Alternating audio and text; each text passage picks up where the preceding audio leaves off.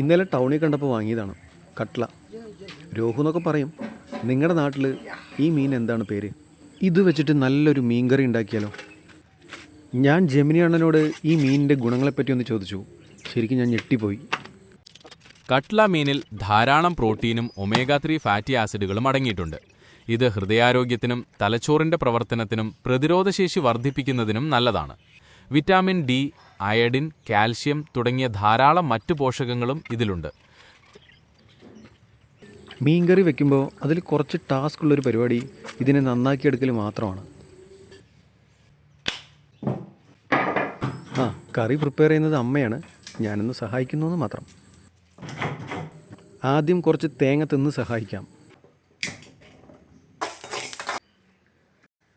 എരിവിന് കാന്താരി മുളകാണ് ഉപയോഗിക്കുന്നത്. പിന്നെ ഇത് തേങ്ങ അരച്ച് വെക്കുന്ന ഒരു കറിയാണ്.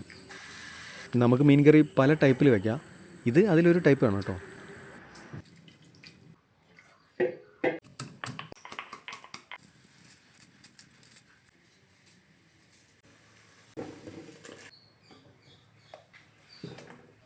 മീൻ പെട്ടെന്ന് കുക്കാവുന്ന സാധനമാണ്. നമ്മൾ ഒരുപാട് ഇളക്കി കഴിഞ്ഞാൽ അത് പൊടിഞ്ഞു പോകും. കറി ആവാൻ വേണ്ടി അപ്പൻ വെയിറ്റിംഗ് ആണ്. ഉലുവപ്പൊടി,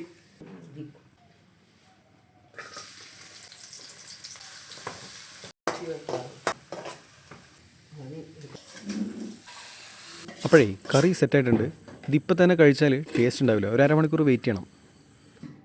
ശരിക്കും ഈ മീൻകറി കുറച്ചധികം സമയം കഴിഞ്ഞാലാണ് ടേസ്റ്റായി വരുള്ളൂ. ശരിക്കും ആ പുളിയുടെ എസൻസൊക്കെ മീറ്റ് അബ്സോർവ് ചെയ്ത് വരണമെങ്കിൽ ഒരു ദിവസം കഴിയണം. തലേ ദിവസത്തെ മീൻ കറിക്ക് നല്ല ടേസ്റ്റാണ്. നിങ്ങൾ ശ്രദ്ധിച്ചിട്ടുണ്ടോ?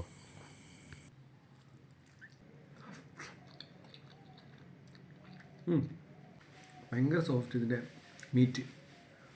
കട്ട്ല മീൻ പ്രധാനമായും ഉത്തരേന്ത്യൻ നദികളിലാണ് കാണപ്പെടുന്നത്. അണ്ണൻ്റെ ഒരു കാര്യം.